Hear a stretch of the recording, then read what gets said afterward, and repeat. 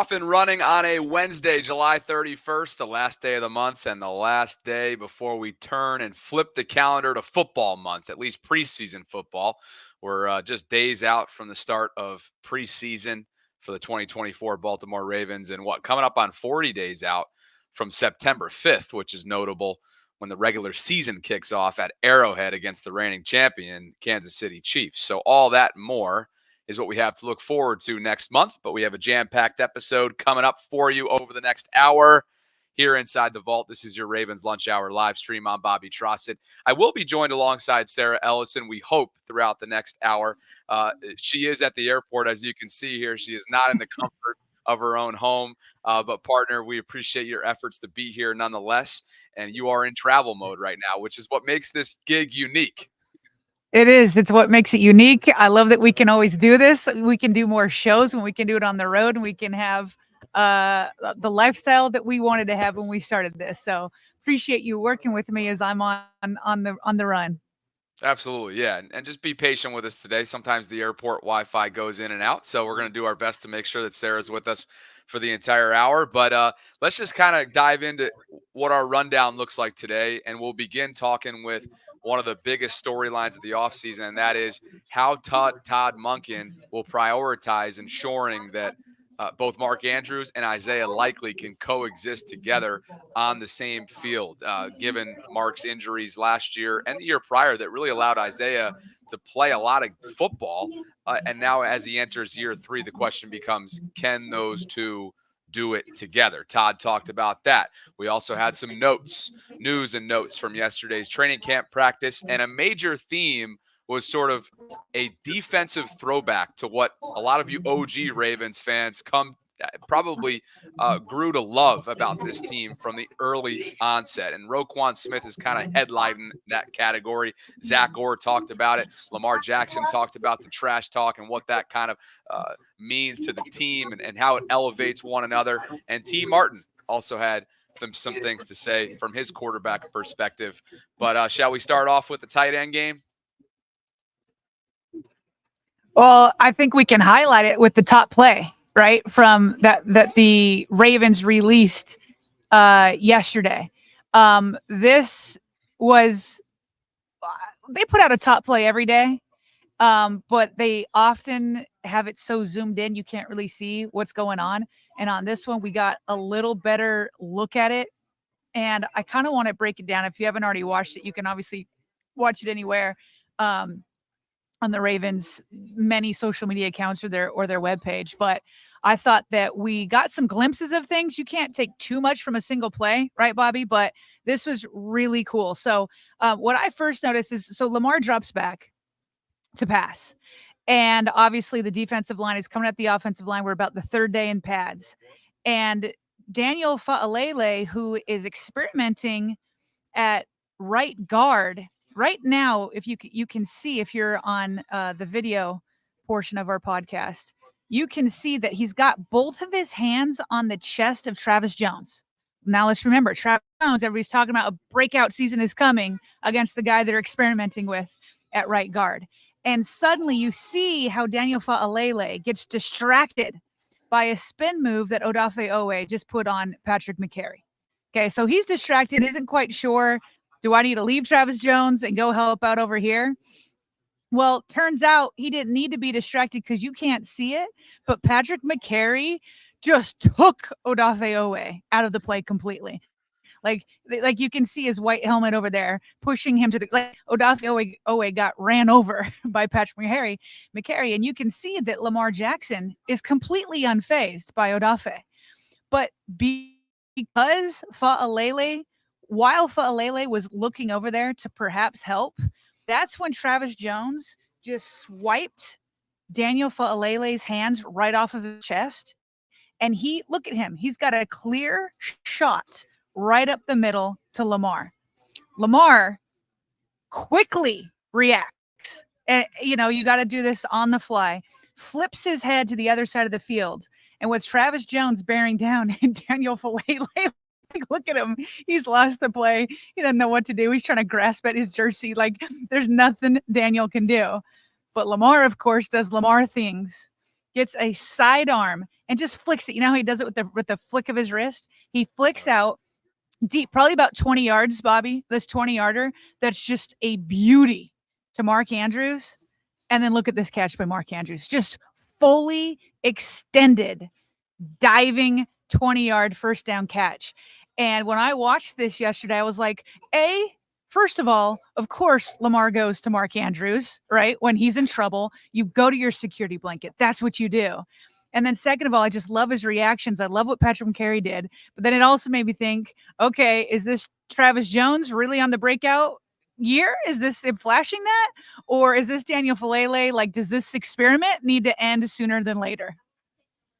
Yeah, no, exactly. I was thinking the same thing. We'll get to some more analysis and review of Falele, some of his past marks, maybe coming back to bite him yesterday, the stiffness, the slow feet, right? That'll be certainly taken a look at. And we've seen that type of extension from not only Mark, but Isaiah Likely as well. And that brings us, before we get to the Monken conversation, our guy Q was out there and he sees the top play and he sees your breakdown of it. And he's like, well, wait a second. The crazy thing is they actually connected on two passes that were even better than the one that you just broke down. If that doesn't get you fired up, I don't know what will. And then which beat reporter has some other notes on this as well? Well, so the one that I have here is just from, I believe it's from the Ravens website. So I don't know if it's Ryan or if it's not Garrett, Clifton Brown. I'm forgetting which one. Sorry, guys, but it's the Ravens website. So they point out that there were several other catches, just like Q is saying. But I found out more details of it since I put that in there. First of all, Lamar yesterday went 22 for 28 overall into the entire practice. So he missed 6 total. He was 16 of 20 in 11 on 11s, Bobby, and then 6 for 8 and 7 on 7s. I mean, so just 6 missed, or 6 incompletions. Okay. So the other 2 passes that I'm guessing Kadri is saying was amazing. One of them, he hit Zay Flowers for a 30-yard gain when Zay wiggled free. And by the way, Travis Jones was breathing down Lamar Jackson's neck on that play also. And then on another one, this is the huge one with Andrews. He found Andrews, and another time when it was like middle of the field, it was congested. He has another full extension grab, but not falling down. And this time he turns up field and he stiff arms Marlon Humphrey. So like Marlon didn't want anything to do with it, nothing to do with it. And so Mark Andrews just kept going up the right seam. So he had no interceptions, Lamar. And on a day where he just kept connecting with Andrews. And by the way, he was connecting with Flowers a ton too. Tons and tons and tons of those shorter passes. But the previous day, he was connecting nonstop with Isaiah Likely. And by the way, Isaiah Likely still had a touchdown catch yesterday. And so point kind of being, Zay was like this guy who could kind of be everywhere, but it's still Mark as a security blanket. But now, so with Isaiah, it's Likely. And I think we're starting to see glimpses based off of the reports where it's exactly what we're hoping to see, where you see Isaiah and Mark both coming, where Mark is having a day where he's stiff arming and bailing Lamar out, but then Isaiah is still a touchdown catch. The day before, this is exactly what we're looking for with this 2 tight end sets that we just want from Todd Monken so badly this year. And that brings us to Todd Monken, who's going to be in charge of kind of completing that puzzle, if you will. And so there were 2 questions during his press conference yesterday that sort of answered what's been one of the most pressing, at least from the offensive side of things this offseason. And I've spliced it together. The first question is, you have 2 of the best tight ends in the league. How key is it trying to get both of those guys on the field at the same time? And then the follow-up was from our guy, Ken McCusick from Film Study, who got into the nitty-gritty and said, Todd, last year you had 110 targets intended for tight ends with 195 the year prior. Do you convince, obviously he wasn't there the year prior, but he goes, do you have to convince this tight end group that less is more? And how do you account for the enormous uptick in per target productivity? Here's how Todd fielded those questions. Would love to. I mean, obviously trying to get your best playmakers on the field, and there are 2 of them. Those 2 guys are unique weapons. So we got to do a great job being creative, getting them on the field. and finding a way to utilize, because their skill sets are similar, but they're different. You know, they're still built a little bit different, but we love both of them. And that showed last year, you know, when Mark went down, Zay came on, and having them both together will be great. Some of that is because of the uptick we had at receiver. I think that's going to be a part of it. When you're better at receiver, right, the targets go somewhere. That's one part of it.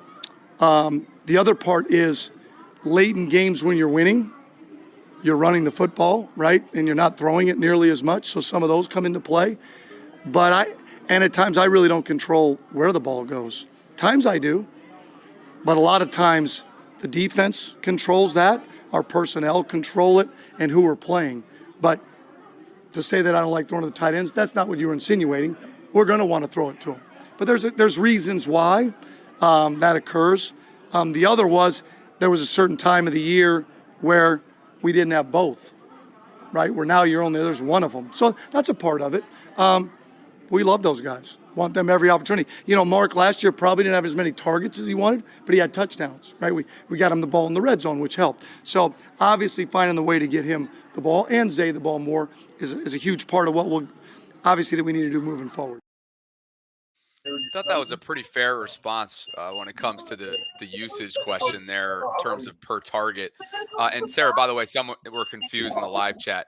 Just so everybody knows, Isaiah Likely is also Zay. Like, that's his nickname in the building. So you have two Zays. And when he said Mark and Zay, I think people were like, wait, what?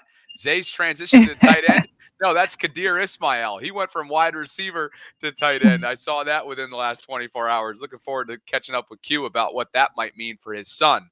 But Sarah, your reaction to that, and then also I know you wanted to dive into what we saw. We built an episode around this earlier in the offseason, sort of like a what have you done for me lately from some in the fan base saying, oh, come on, Mark Andrews, do we really need him? You had a nice back and forth on social recently on that topic. I did, and by the way, there was confusion at the pressers a few days ago because somebody was asking Lamar about Zay Flowers, but they just said Zay. And Lamar was like, well, which Zay? Which one are you talking about? And they didn't realize that Isaiah Likely is also Zay. Like, they call them both Zay. So, yeah, that's why Todd Monken said that there. But yeah, so with Todd Monken, I'm seeing a few people in the chat saying he dodged the question. I don't think he did. I agree with you. I think he gave what I think is a fair answer, because what preceded that question is the reporter asked, the year before Todd Monken came, I think they said they had like 100 tight ends had 175 targets. And then the first year with Todd Monken, they dropped to 110. And so what Coach Monken, let's see, it was 110, 195. Okay, 110, 195. Thank you for grabbing that. Yep. So it's a drastic drop off, right? And so what he's first saying, well, listen, we had way more wide receivers last year. And that was the emphasis, by the way. They went out and got OBJ. They drafted Zay. They got Nelson Aguilar. They had, and by the way, they lost OBJ and they lost Duvernay, and they never really replaced him, not within the wide receiver core. They're not going out to replace those guys. And so he's saying there was an emphasis there. And he's saying that Mark Andrews went down for the second half of the season. Right. So I think that's a fair answer. Now, that being said, I'm sure people want to be reassured that he's like, yeah, we're gonna do this. We're gonna have a lot more 12 personnel. He stopped short of that because I don't think he wants to like guarantee anything. But I think him saying, yeah, we want to get them together, and based off of the reports that we're seeing that it's becoming a Mark Andrews, Isaiah Likely show at training camp, then I think at least hearing that to this point, that's all you want to hear, is that that's what's happening, that they're both coming alive and it's not just one or the other. Now, the second thing, as you kind of alluded to, so I had put up my breakdown of that play on Twitter yesterday, and, one person replied and said, I can't believe there are people out there, saying they want to trade Mark Andrews. And I reply, yeah, it's like they just don't see the vision yet. They don't see this 2 tight end vision where you've got 2 Pro Pro Bowl level players. And then another guy shot back and said, no, it's more about 2025. He's like, this is a valid question. This is a valid conversation. Okay, fine. It's a valid conversation, but not until after this season. Bobby, to get rid of your all-pro tight end, to get rid of Lamar Jackson's security blanket, the Ravens would incur $16 million of dead money this year. That's it. Trade him or cut him. You're taking $17 million on just so that because you want to see Isaiah Likely only featured instead of having two tight ends? No. That is not a valid conversation. And it may not be a valid conversation next year, depending on how they play together. It could be, hold on, let's keep these two together again. But then the money will be taken out of it. But right now, you have $17 million just so you can get rid of an all-pro Bowl player? No. What you do is you keep your best players. You don't get rid of them when you're going for a Super Bowl run. You don't get rid of good players. You collect. What if one of these guys went down? And they're like, oh, too bad you like if Isaiah Likely got injured and then you had traded Mark Andrews away. You know what I mean? Yeah. So, no, you want to keep your good players. And that's what Mark Andrews is. He's got the most receptions in team history from a tight end. You keep him. He's in his prime. And let's put the pressure on Todd Monken and Lamar Jackson and the two tight ends to figure it out. They got to figure it out as a group because this dynamic you don't get to see every day. You got to think back to Hernandez and Gronkowski with the Patriots. That's the vision. And I hope that Todd Monken has it. And based off of reports, they're working towards that. Yeah, well said. It kind of reminds me of like a similar, what was invalid was sort of the Marlon Humphrey discussion this offseason too, because of what they would have been parting with monetarily speaking had they gotten rid of him. So both of these guys aren't going anywhere anytime soon for at least the immediate future. Let's get to some practice notes here from around the beat. This is from Tuesday. Starting guard candidate, as we mentioned a little while ago, Daniel Fa'alele had a rough day.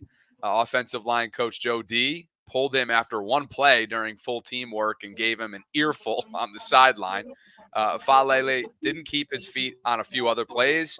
He also struggled with the heat, which has been a consistent issue for the 6'8", 380-pounder. And he spent a chunk of the last part of practice on one knee, Sarah, as he took in fluids. He eventually took off his jersey and shoulder pads and walked off the field with a member of the athletic training staff. He was hardly the only Raven who looked bothered by the heat. Well, should say that. Several players looked weary as they headed off the field following practice. And being back in Baltimore, I can certainly speak to that. It was no joke out here yesterday. But this has been a recurring theme, Sarah, with number 77 out there. Yeah, so this was actually from 2 days ago, this report. And the reason why I wanted to pull in this one is because that singular play that I pulled out, right, that we just talked about, and it looked like, Fa'alele just got abused on it. Let's just be honest. Like that singular play, he got cooked. Okay. Yeah. But I didn't want to read too much into a single play and say, this experiment better be over because you can't expose your quarterback. Now is the time to experiment because probably Travis Jones pulled up a little bit. He got a little too close to Lamar for my liking, but he probably pulled up a little bit. But yeah. I wanted to pull this in because while it was a singular play and I didn't want to read too much into it, this right here from Jeff Zrebeck was the day before, and he was struggling that day. So then the next day we see, he struggled on this play, and I'm just not seeing a lot of positivity in terms. I hear people saying, right now he could be the favorite, but I don't know, Bobby. I got this feeling this might be a Saleh situation. I could be wrong, but this might be a Saleh situation where they talked it up and they experimented and they wanted it to happen, but then when push came to shove, it couldn't happen because again, you still have Cleveland and the veteran Josh Jones sitting over there, and you know what the floor is, and they wanted to see if they could get a higher ceiling. If Fa'alele can't get a higher ceiling, you got at least some solid options that aren't hopefully not going to be giving up plays like that. A couple days in a row. Right. Yeah. And to your point, it was this time last year that Saleh was getting that opportunity, and then it was just sort of a multi-week thing that didn't have any specific timeline to it. Maybe an experiment, if you will. That could be what we're watching right now at right guard. Let's continue the conversation though. And we'll go to, we'll stick with the offensive line. Roger Rosengarten held his ground against veteran Kyle Van Noy, who used a bull rush attempting to overpower the rookie. It was a positive rep for Rosengarten as he battles for the starting spot at right tackle. We've seen now Patrick that's Carey. Sorry to Go ahead. interrupt you. I was just going to say, I'm sorry to interrupt you. I was just going to say, those are the type of notes I want to see on Alele. You know what I mean? Yeah. That to have, I don't hear these type of notes on Daniel. Sorry to interrupt. Right. Go ahead. No, that's okay. So with that in mind, I just wanted to remind everybody that Patrick McCary's been running with the ones, so good opportunity here for Roger to continue to show what he's doing here, to show that he's capable of winning that job, whether it's week 1, week 5, or anywhere in between. And then another note here on the other side of the ball, rookie cornerback Nate Wiggins broke up a couple of passes near the end of practice to cap a strong day. Afterwards, he was greeted on the sideline with a handshake and smile from Zach Orr, and he's shown a willingness to play aggressively in coverage, using his speed and instincts to make plays on the ball. And yeah, that confidence and the aggressiveness kind of goes hand in hand from a guy who really from the jump has not shied away whatsoever from telling us who he's about. No, he is not. And there's more to come on Wiggins and some reports there. But again, some very, not just positive, but high praise coming out from Ravens camp, from some national guys that have been in there to visit. Well, let's keep talking then, Nate. To your point, he's played aggressively, whether that's getting his hands on a receiver or trying to knock the football away from the ball carrier. He's been fiercely competitive and not shy about talking to the wideouts. He can gamble at times, as he did early in Monday's practice when he tried to anticipate Dayton Wade's route in one-on-ones and broke outside. Wade then cut inside and made the uncontested catch. And he can run. We know that about Nate. In a practice last week, he sprinted across the field to touchdown Nelson Aguilar short of the end zone. His GPS reading on the play was the highest the Ravens have ever recorded. All in all, Wiggins has been as advertised. I love that, just solely based on effort, one. But then two, when you think about the explosiveness that we knew about him coming out of Clemson. Shoo, boy. That's fun. Can we talk about some of this? This is from Jeff Zrebeck, by the way. His GPS reading on the play was the highest the Ravens have ever recorded. We're talking about, they got Lamar out there. They got Zay Flowers out there. They've had Duvernay out there. Like, who are some other fast guys? Like Marlon Humphrey was a track champ. You know what I mean? Yeah. To be that, I mean, there's been a lot of fast dudes coming through Baltimore. And this was the highest anybody's ever been recorded. Okay, Nate, when they talk about closing speed, okay, breaking GPS records in Baltimore. I like it. Right? No kidding. Yeah. So some notes there from this week and also on Tuesday thus far from the beat community. We appreciate their work, as always, doing the dirty work out there in the hot sun. And we got another one hot on tap today as well. Practice will be starting in about an hour from right now. And then, of course, in the 3 o'clock hour, there'll be podium. Let's keep it going here, because I think a major topic that we've seen, not only with the emergence and the arrival of Roquan Smith a couple of years ago, but now with Zach Orr kind of reinventing the wheel of youthfulness and this exuberance and aggressiveness and everything that comes with what he brought to the Ravens as a player, now is going to kind of be translated to his role as defensive coordinator. And you're seeing it start to leak down and make that trickle down effect. And it's got Lamar talking about, hey, this kind of looks like, from what he knows, he's well studied. He knows what the Ravens have been like for years and years and years. It's got Lamar thinking like, man, this might be the old school Ravens that I'm going up against in practice. Listen to this. What you've seen from Zach Orr's defense so far, what's the characteristics of Man, those guys, they're like the Throwback Ravens defense. Just bloodshed, a lot of smack talk, a lot of big hits.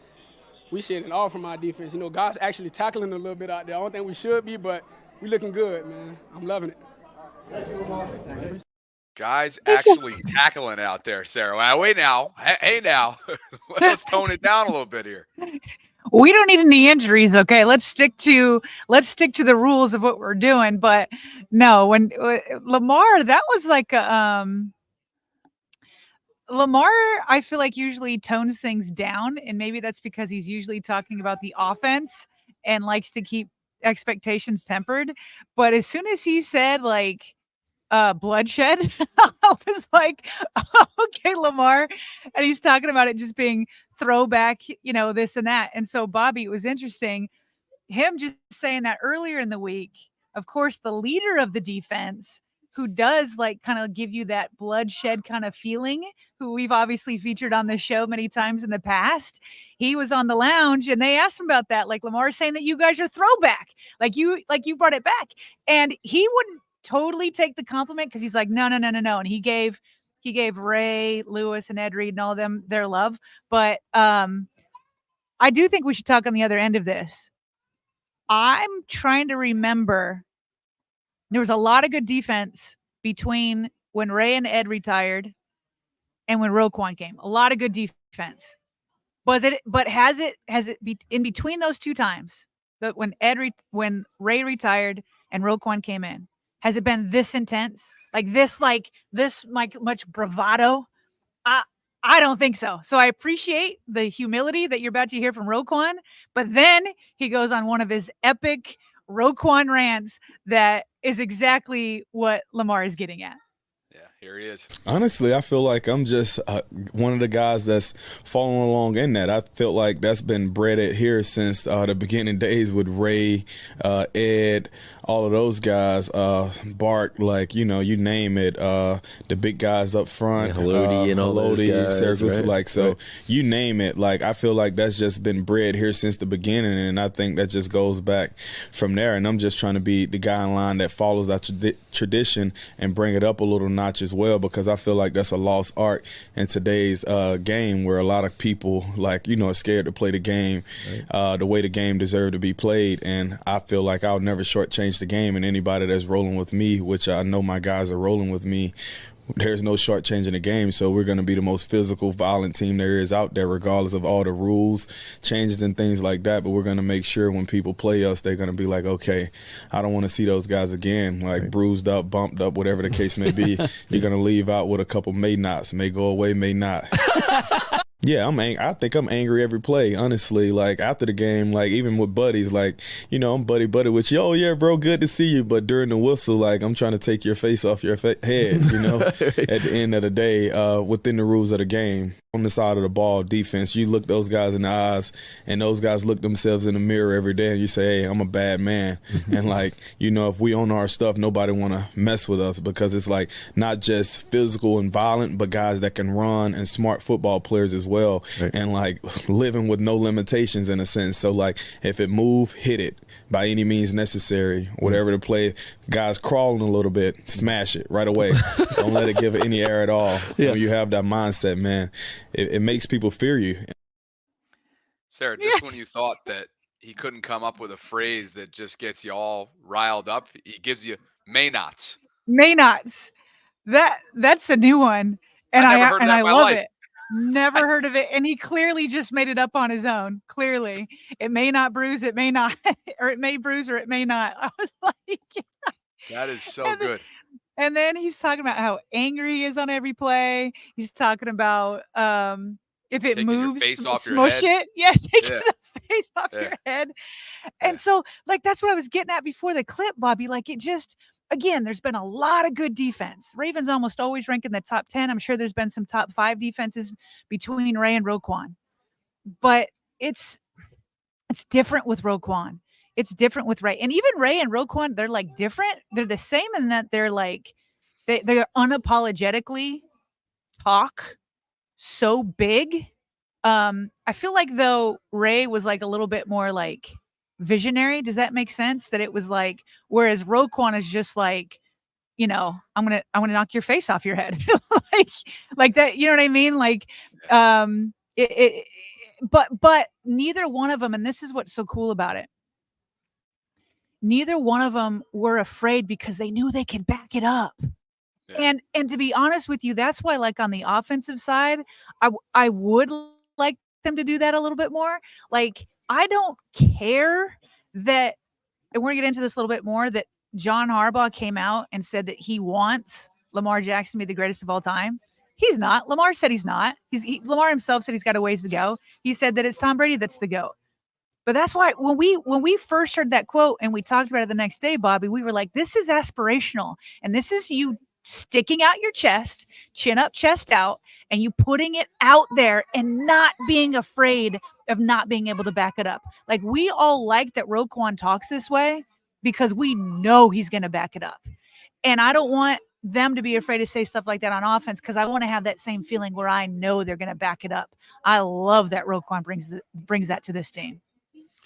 And speaking of the offense, just because they may not do it the same way in front of the public to see, or on our show, or on the lounge, or on any kind of national hit that Roquan has, doesn't mean that the offense isn't participating in this as well. And I was also talking trash to him. You know, I believe iron sharpens iron, you know, and we got one of the best defenses in the league. So me just talking trash to those guys talking trash to us, and we just going after each other, I believe that's what builds a great team. Marlon, I told him he need to get his hands right. That's why I'm started throwing interceptions to him. He dropped a few last year, so I'm hoping that's helping him out. I shared this earlier in the week. I thought that was hysterical, right? Lamar's joking, getting after Marlon, saying, I told him he needs to get his hands right, as you heard there. That's why I started throwing interceptions to him. We know Marlon has reportedly picked off Lamar 4 times so far, 4 times in training camp. And then Lamar, I think it's up to 5 now, by the way. It's up to 5 now, because that was a few days ago. Marlon got another pick since then. Whew, boy. And then Lamar just throws in the back door, hey, you dropped a few last year, so I'm hoping I'm helping him out. So again, this is good spirited stuff. This is iron sharpening iron type of things with the bigger picture in sort of in mind. And I think Roquan gets at that often. Then you have Zach Orr being like, actually, I had to kind of be like, hey, I like this. This is good stuff here. But I also got to keep my guys safe as well and make sure we're being productive. Listen to Zach. I mean, man, we got a lot of competitive guys on both sides of the football. I mean, obviously, I'm with the defensive guys a lot more, and those guys are real competitive. I mean, and it starts with our leaders on defense. You know, we have a lot of those guys. But, I don't. I mean, I do kind of have to tell them to tone down a little bit. But, I mean, I like those guys being real competitive. But we're taking care of each other. And Lamar and the offense, they get those guys going, you know, by competing at a high level and talking trash. So it's good, man. It's iron sharpen iron. We talk about that all the time, and our offense is one of the best offenses in the league. We got the reigning MVP at quarterback, so it's good work, and it's a challenge every single day. And I think both sides of the ball look forward to the challenge at practice of competing against each other. How about that? It's what Mike Tomlin says. I'd rather tell my guys whoa than go. And so if he has to tell them to tone it down a bit, that's where you want to be as a coach. You want to rein them in rather than try to like fire them up. So love to hear that, but I hope they don't tone down. The offense needs to be challenged every single day, because you know they're going to be back against the best defenses come playoff time. Yeah. And a good segue here being that we're hearing from, you know, a former inside linebacker in Zach and a current one in Roquan. Now Trenton, in comes Trenton Simpson. Big opportunity in front of him as a second-year player who had to sit behind Rowe and PQ last year. When he got his opportunities on special teams, he delivered. When he got his opportunity, the regular season finale against Pittsburgh, he delivered. NFL Network came to town, and they wanted to talk a little bit about the second-year player out of Clemson. But Baldy, I got a guy for you to start doing breakdowns on and get out there to the public. As Kendrick Lamar, the rapper, said, I'm going to put you on game. Inside linebacker, the second-year player, Trent Simpson, who is taking over for Patrick Queen, who left via free agency, is the player who jumped out at practice today. 2 coaches told me he is the sleeper that nobody knows about, that we're soon going to know about, playing next to Roquan Smith, number 23, the second-year player from Clemson, Baldy. He is an exciting, athletic player to see. But to have 2 hyper-athletic inside linebackers, again, as is tradition here in Baltimore, is something that is really going to add to a defense that should not fall off from as good as they were last season. Sarah, we're not the only ones that have this confidence about him that we talked about within the last week or so. Yeah, that's why I liked hearing that from Steve Weish. Like, you know this, Bobby, because you've been out there. National guys go on tours, okay? And like Peter King, I always remember going on tours. And when some of these national guys come in, it's not exactly the same, but you know how when the broadcast guys who do play-by-play come in on the Friday before a game, and they get so much access. Like they sit down in a boardroom and then they're brought in, the head coach and the star players one after one, because the play-by-play guys need to know the team better than anybody. They got to be able to like think on their feet and go. And so they talk to all of those people, plus they talk to other coaches, the PR staff and all that. So they're like drinking from the fountain hose to get caught up on what the team is like. So when a guy like Steve Weish comes in representing the NFL Network, when he says, I got here, and everybody was, he's talking about internally. So he's giving info that he's being told by just as they're there on the sidelines. He's talking to anybody that's anybody, everybody that's anybody over there. And these guys will start hearing the same names coming. They'll come in. Hey, who's sticking out to you? Hey, who's sticking out to you? Hey, who should I be watching? And they want to tell them because they're the national guys, and they're the ones who start making a name for him. So when he brings up a sleeper in Trenton Simpson, nobody in Baltimore has been sleeping on him because we've been talking about him, feels like weekly, right? And we keep talking about how we have this odd confidence that he's just going to be able to step in and take PQ's spot, which is bananas because it took PQ 4 years to become a Pro Bowler. But what Steve is expressing is what coaches are feeling, what other players are feeling, that he's going to step in and he's going to be PQ and maybe not a Pro Bowler in year one, but he's going to be a missile like PQ. He's going to have to slice through the offensive line and time it up when they have those rushes like PQ did before they can even hit the line of scrimmage. He's hitting a running back in the backfield and like those types of things. And remember, I don't know if you were here. I had Q on. Yes, because you were at 10. I don't know if you heard this. I asked Q, is Trenton Simpson in a okay, so yeah, I said, if for those that weren't listening, I'm glad you caught it. I said, Q, is Trenton Simpson in a way competing with some of these bigger safeties, let's say like Derek Hamilton, because Kyle Hamilton, I did his dad's name again. I do it every single time. Kyle Hamilton. He's a fan of the show, by the way, Derek. Well, that's why, because he calls you a lot, and you're always telling me stories. So I think of his dad before I think of him. So, shout out Derek. Shout out Derek. So anyway, so for example, Kyle Hamilton could be played as in a dime package in that inside linebacker spot. So I said to Q, I was like, so in a way, is Trenton competing with them because there's no pressure? He could come off and you could put so many guys in a dime package. And then he said, now don't go running with this. And I'm trying not to. He's like, because it's just training camp where they're experimenting. But in one package, they took Roquan off and kept Trenton on, and it was a clear passing play. And so that shows you, and again, maybe they're experimenting like they're doing with Daniel. That's not seemingly going very well yet. And it's like, dang, the fact that like they could take, I don't think they'd actually take Roquan off, but the fact that they're even thinking, hey, let's play with this because he moves so well and he can cover so well. I don't know. And I've also heard that even with the pads coming on, he's looked good for a while, right? But then the pads came on and they felt like it was just another level. So these names haven't trickled back up to the national media. So they're still like, I don't know about that defense. I don't know about the defense. And it's like, well, that's because you don't know Trenton Simpson and you're sleeping on him. And you mentioned the pads having come on over the weekend. Is there anybody that's more excited for that? Not sure that anybody is more excited than Trenton. I've noticed a difference in Trenton Simpson even when the pads come on. Yep. I think he's been out there with a point to prove. Like, all right, when it elevates, I'm going to elevate my game too.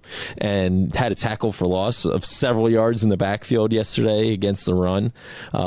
Trenton Simpson, he's got into it a little bit with Justice Hill during one practice. Like, he's out there to prove a point, and he's proven it. It's kind of funny. The Ravens linebackers and Roquan Smith and Trenton Simpson might be the nicest guys in the building if you see them. Oh, yeah. They might be one. Seriously, like the most polite, like just kind, great manners, you know, like sir, thank yous, like just the nicest dudes, the nicest guys in the building. But then once they go out on the field, that switch gets flipped, and we've seen it with Roquan for the past few years, and I think we're starting to see it with Trenton Simpson out there. I don't know if that's how he's always been. If Roquan is rubbing off on him in that way, I'm not really sure. But I think that we're seeing that so far early in training camp, and I think Trenton Simpson's going to be good. So.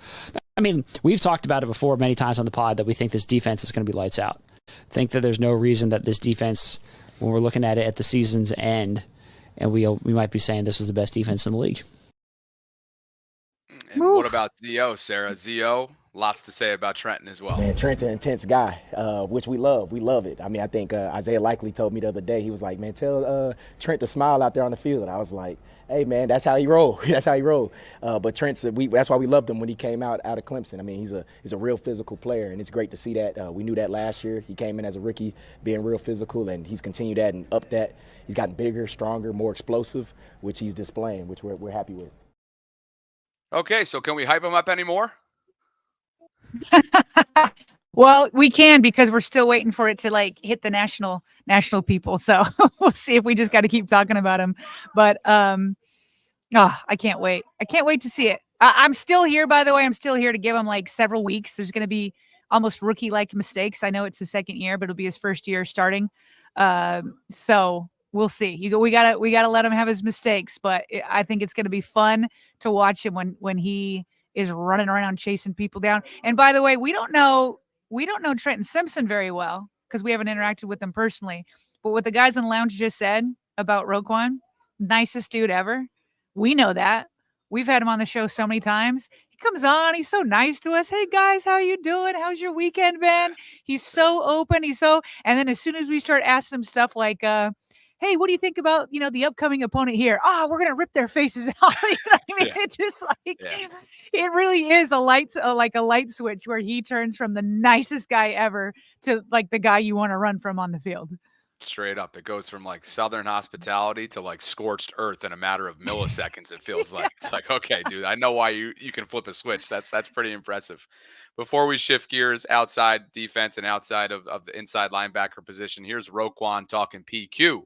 Also on a recent episode, courtesy of the lounge. Other side of the ball, so it's kind of hard for me to have anything to do with it. That'll be more of like Leonard Baum, D-Hen, and those guys, Mark, that'll be able to get after him. But, I have a great deal of respect for PQ. And, when he was here, I have much love for him and always care for him. But definitely when we play him, he got to get dealt with by any means necessary.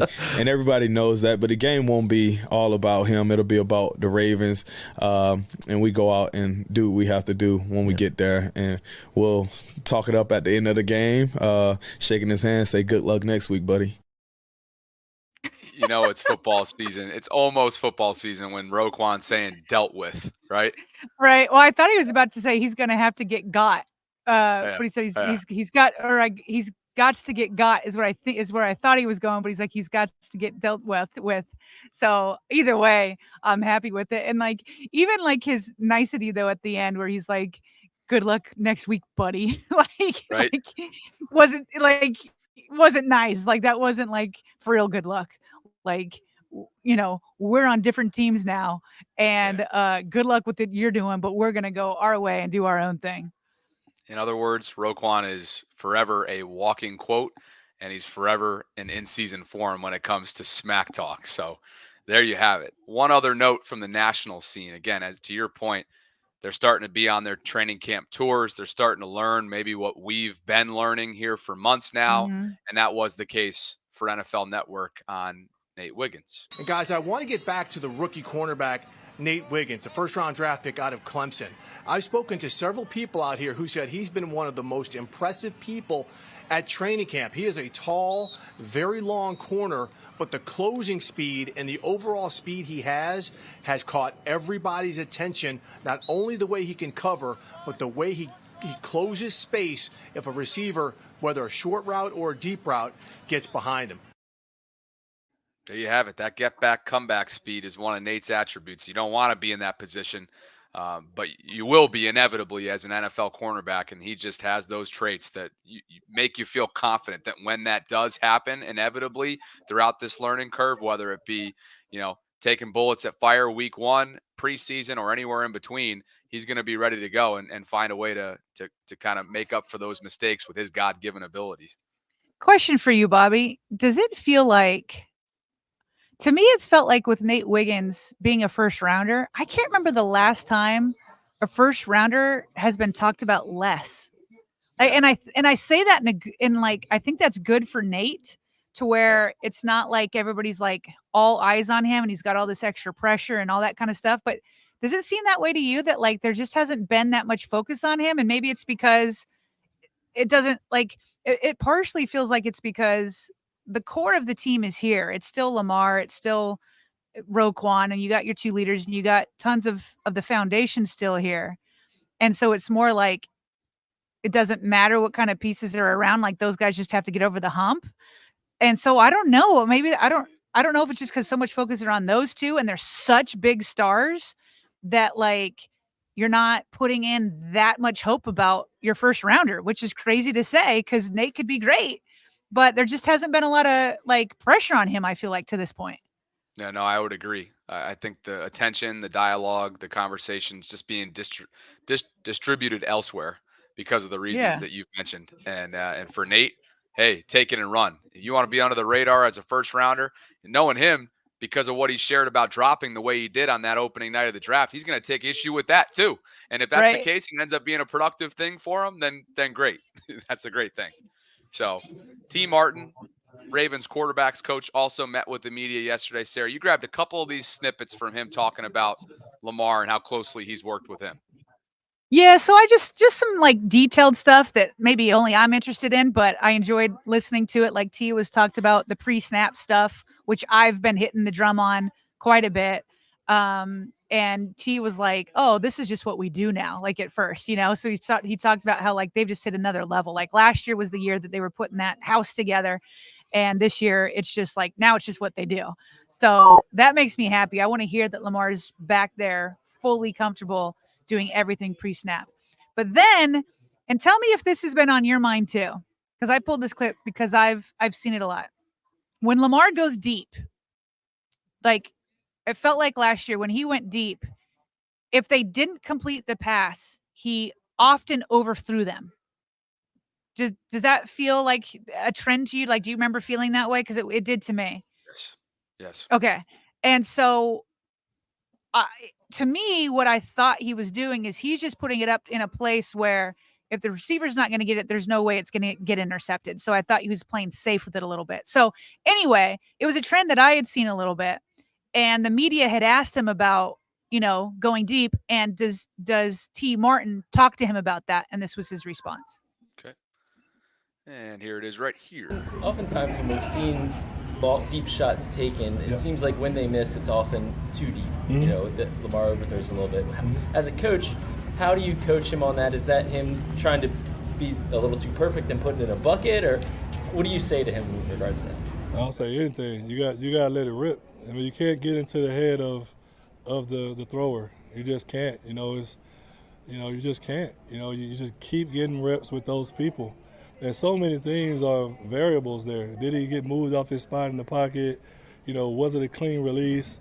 The position of the DB, so on and so forth. So you don't make any excuses. You just go at it again and just keep trying until you get perfection. And that's what we're all trying to reach is perfection here.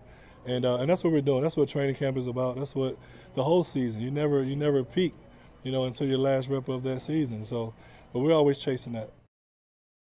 To think he still secures a second MVP, and that's like the main area of critique, like legitimate critique from his game, is pretty darn good. Yeah. But I'm with you, Sarah. That when I first think about the lack of deep ball connection from a year ago, I just think about that it was more so on Lamar, not every single time, but it was more so on Lamar putting too much air underneath the sail. Well, and here's what's interesting. So there was a follow-up question to that. Where they asked him, well, some of his overthrows, the reporter, and I don't know who it was, it might have been, I don't even know who it was, so I won't even guess, but they followed up and said, well, the overthrows seem to happen more with Rashad Bateman than they did with, say, OBJ. And the reporter kind of was implying, like, does Lamar not overthrow it for guys that he feels uber confident about coming up with the ball? Like if he throws him a 50-50, right? OBJ is going to come down with it, or he's going to knock it away or whatever. It's not going to be an interception. So maybe Lamar feels more at ease with a guy he trusts to give it more of a shot. And so the reporter was implying that maybe he doesn't have as much trust in Bateman, so he wants to put it a little bit further out and see if he can just get under it because he's nervous that it might get an interception. Now, T. Martin totally poo-pooed that idea. He was like, no, he's like, we don't break it down like that, you know. And like he said, he doesn't want to get in anybody's head. And he's like, you just got to let the quarterback let it rip. And so anyway, he downplayed that idea. But you know, I thought it was an interesting question. And then that second snippet though you had with T just talking greatness. Oh yeah. So obviously since John Harbaugh went off on that rant saying that, you know, the goal and the vision is for Lamar Jackson to become the greatest of all time. That's obviously hit the waves everywhere, TV, internet, podcasts, I mean, radio, everywhere. And so I thought this was funny. Ryan Mink asked him, hey, you know, I'm sure you guys don't talk about him being the GOAT or that he could be the GOAT all the time. And then T interrupted him and had this to say, if you can cue that one up. I'm not touching the video today. I'm nervous. I know that's not something you probably talk about every day, but Oh, we do actually. Oh, okay, all right. Yeah, we're not scared of that. Okay, what are the conversations like in the quarterback room to that regard? Man, from day one, since I ever saw him play on TV in college, you know, I thought that about him, and having the opportunity to coach him. You know, I'm a father of four, and it's like when you see something in young people, you tell them. And when you see greatness, you tell them. You own it. You want them to believe in themselves. You believe in them. You want them to know that you believe in them, and that's what we're working for. And so, no, we don't shy away from that statement. We don't shy away from those type of expectations, because if you're not trying to be the best, then what are you trying to be? You know. And so last year, about once a week, we talk about championship quarterbacks. It's a thing that we kind of do once a week. And we talked about the characteristics of them, and we talk about what is important that week going into that game. And every week there's an element of it about him being the greatest and about him showing up and showing out, like we like to say in the quarterback room. And so, but no, I see that in him. I believe that truly as his coach. And before I was his coach, I was a fan of his. And after I'm not his coach again, back a fan again. So that's how I think about Lamar. When you see something in young people, you tell them. That was my biggest takeaway from that. T. Martin, guy that, man, he's this is a decorated collegiate player right here. And somebody who's going to be rising the ranks eventually, I'm sure, is going to be a head coach one day.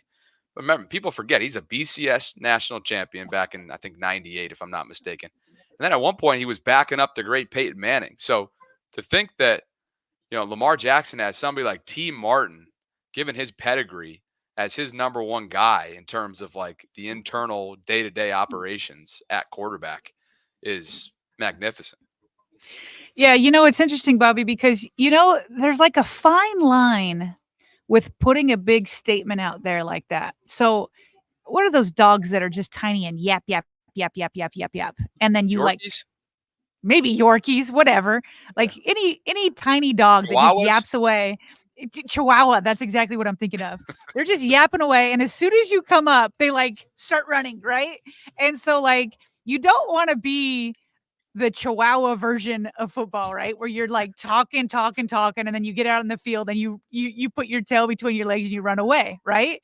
But then there's somebody like Roquan, right? Who's got that inner dog, more like a, you know, Rottweiler, right? And like you're not going to step up. Yeah. You're not going to step up to a Rottweiler. So my point being, with John Harbaugh putting that out there, and now T. Martin doubling down and be like, no, actually, we do talk about it every day. No, Ryan, we don't talk about it like once a year or every once in a while. Like we talk about it.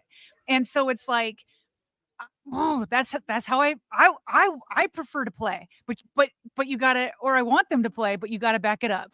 And so I just want more and more and more for that defensive mentality to like keep going in. And I love that. That's why I love seeing that Lamar's like, oh yeah, I'm talking trash with our defense. And then he did it live on podium. And then he's talking about Marlon dropping interceptions and he's helping him out, you know, this and that. And so it's like, there's just something about, you can't be afraid to say it. At the same time, you don't want to be that Chihuahua. So you got to be able to back it up. But I just don't want to have any fear that they're going to back it up. And that's hopefully what they're doing when they put their chest out with Lamar. To quick hits we go, and this was hysterical. You brought this in from Instagram. Of course, Rashad Bateman left practice earlier in the week. after a one-on-one rep collision with Kadar Hallman, one of the cornerbacks on the 90-man roster. And then Jeff Zaribek noted that it looked like he was experiencing some soreness. Well, John Harbaugh said it was just soreness and then cautionary, that he was not out at the practice field yesterday. Jeff noted that it was in like the rib stomach area. So on Instagram. Yeah, obliques. Yeah, okay. So this guy Frank Azzi or Frankazi 5 on Instagram says on Rashad's post, "Tell me you're going to be okay, and it's just soreness. We need you. You're literally the best wide receiver we have." Well, does he follow this team? And Rashad says, "LOL, on my mama, it's just sore, bro. They tripping." So it looks like he's doing okay. Is that your takeaway? Yeah, no, I'm glad to hear that. I mean, he put it on his mama, so that I think brings some seriousness to it. And I hope he does get back out there, because this is just what's so funny is like all offseason, not all Ravens fans, but a lot of Ravens fans were like, "Hey, Rashad, go to Florida and go work out with the guys in Florida," and that never happened. And so it's like, okay, finally, we'll get it in training camp. Training camp's here, and Lamar was sick with the bug, and then he comes back, and I think they had only a full day together, because it was the next day that he left practice, and then yesterday he didn't practice. And so it's like, can we please just get these two guys together between the bug and the soreness? Let's just get those out of the way, and I want to see those two guys together more often on the field. Literally. Yeah, Tyron in the comment section, by the way, he says, "I promise he's good. I talked to him yesterday." Wait, okay, Tyron. Okay. All right. Okay. All right. We'll stick. Yeah. Wait, what's the background of that, Tyron? How are you talking to him? Let us know. Maybe he was out there. You never know. Tyron, he's like, "I'm not going to reveal my sources. We'll see." Yeah. Well, he said it was Bateman. So yeah, right. He did. Exactly. Gianna Hahn from Baltimore Banner says here we go. Sorry to interrupt. He says he works at the hotel with security. All right. Oh, I like it. Oh, so you talk to him then. Okay. Yeah. That's what I got from his first one.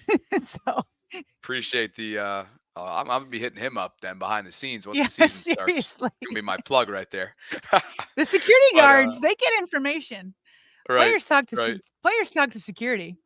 That's good stuff. Oh, for sure. Yeah. For sure. Yeah. Thank you, Tyron. One roster move here. Malik Ham, he made the Ravens 2023 53-man. You might remember last summer as one of the undrafted rookies. Unfortunately, he was placed on IR with an ankle injury before last year began. Okay, came back, worked his butt to be back, looked good for the start of camp, and then just 9 days in, as Gianna noted on social here, he's back on injured reserve with a knee injury. So that's the latest there with one of the outside linebackers, which makes that room somewhat thin. We'll see if they look to add to it. And then look who had a chance to watch practice yesterday. Our guy, friend of the show, Hall of Famer, Jonathan Ogden, who, crazy enough, ironically, turns 50 today. Happy birthday, J.O., the man. Happy birthday. That's the main man right there. Happy birthday to J.O. And then you brought this one in about we love this guy, Ian. Ian's funny. Yeah. Ian's funny. So I'm sure other people know I don't know who this person is. So into tea. I don't know. I don't know anybody outside of the Ravens. It's like the Ravens, my family, and that's all I've got time for. But anyway, the Twitter account says, "I'll never have a quote prime. I'll just die, keep getting better, or I'll just keep getting better till I die." That right there is going to be my new motto, Bobby. I'll never have a prime. I'll just keep getting better until I die. So anyway, Ian quote retweets that, but does it with a picture that looks like in the cartoons where they have the bubble for the caption of what they say. Yeah. So he just put the picture there as if it was Derrick Henry saying that, and I'm like, yes, let that be where Derrick Henry, has no prime. He just keeps getting better, especially as long as he's in Baltimore. He keeps training the way he does. He may never hit that cliff. He may never hit that cliff. So we'll see. Shout out to Paul and Robert Bergeron. You are this episode's Patreon sponsors of ours via the shout out tier. We appreciate you both. Thanks for all the support that you give the show. If you guys are interested in doing the same, we have a bunch of different membership options available for you on patreon.com/RavensVault podcast. All that information can be found in the video description, and it's a great way to help support us this time of year as we're gearing up for another long training camp and, of course, preseason play right around the corner, and then regular season action kicking off on September 5th. So if you enjoyed the episode, a unique one, this is why we do what we do this time of year. Sarah and her family are traveling. Then please like the video, subscribe to the channel for daily Ravens content, hit that notification bell if you want to be notified of our daily live streams, and partner, you and I will be back in the saddle 23 hours from right now, and best wishes travel-wise, and I hope you give your family all of our bests, please. Yeah, no, appreciate you. Hopefully the audio wasn't too bad. I know it started off rough, but hopefully we found a groove there. So appreciate you, keeping things going while, the internet connection was a little bit loose today. Absolutely. And we may have a special guest in the near future. So let's be on the lookout for that. And let's try and get that booked. I got some calls coming up. It's going to be a very, very busy afternoon. So I'm going to jump. You got more travel to handle. And for Sarah Ellison, I'm Bobby Trossett signing off from this Wednesday Ravens Lunch Hour live stream. We'll catch up with you in 23 hours from right now. And as always,